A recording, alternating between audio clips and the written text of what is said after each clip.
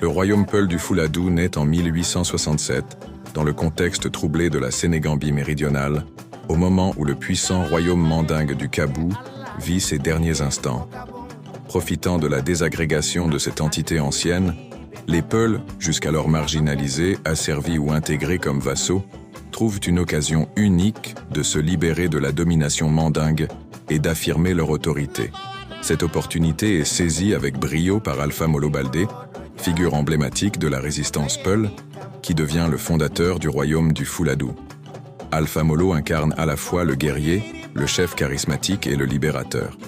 Sa victoire décisive contre les mandingues lors de la célèbre bataille de Kansala en 1867 scelle la fin du Kabou et la naissance d'un nouvel ordre politique Peul. Alpha Molo installe sa capitale à Tchangaré, réorganise l'espace politique autour d'une monarchie forte et s'entoure de fidèles nommés au poste de commandement. Il met en place une administration basée sur des liens familiaux et clientélaires et érige sa lignée, les Baldé, au sommet de l'autorité politique. Le Fouladou devient alors une monarchie centralisée, dirigée par un roi, ou Fodé, assisté de chefs locaux, les alcalos, responsables de provinces ou cantons. L'État se distingue par sa structure hiérarchique mais souple, adaptée à un territoire vaste et multiethnique.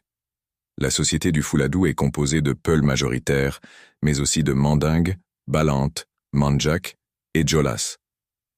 Bien que dominée politiquement par les Peuls, elle repose sur un fragile équilibre entre cohabitation, intégration culturelle et hiérarchisation ethnique. L'économie du Fouladou repose sur plusieurs piliers.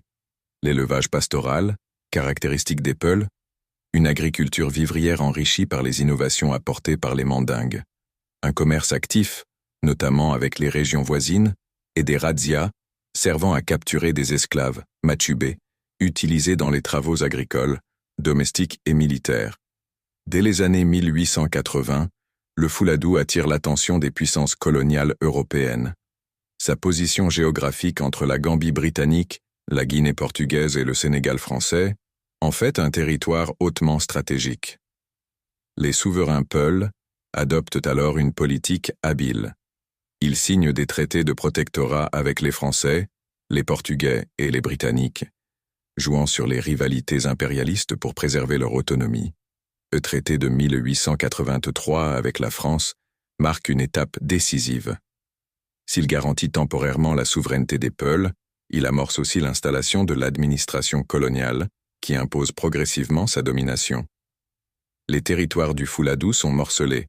La France contrôle le centre et l'est, le Portugal s'implante au sud, dans l'actuelle Guinée-Bissau, et le Royaume-Uni s'établit à l'ouest, dans la région gambienne de Basse-Casamance.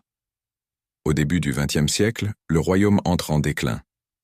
Les successeurs d'Alpha Molo, comme Moussa Molo ou Bakary Demba Baldé, peinent à contenir l'ingérence des colons. Le pouvoir royal est rogné, vidé de sa substance, réduit à une fonction cérémonielle. L'administration coloniale française, solidement installée, impose l'impôt, la conscription, l'éducation et encadre les mobilités. En 1936, le royaume du Fouladou est officiellement aboli par décret de l'administration coloniale. Les structures royales sont dissoutes, les chefs traditionnels intégrés dans le système des cantons et des cercles coloniaux. Le Fouladou cesse d'exister comme entité politique autonome.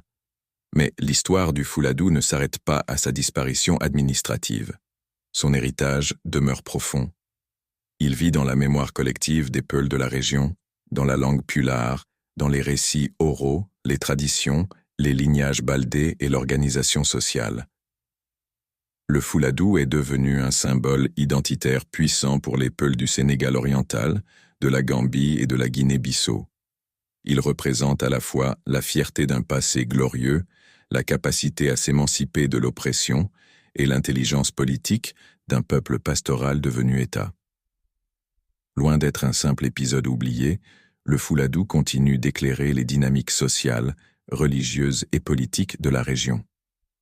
Il rappelle que les Peuls, souvent perçus comme des nomades dispersés, ont su bâtir un État complexe multiethnique et géopolitiquement stratégique, un royaume africain à part entière, inscrit dans les grandes transformations du XIXe siècle et dans la mémoire des résistances à la colonisation.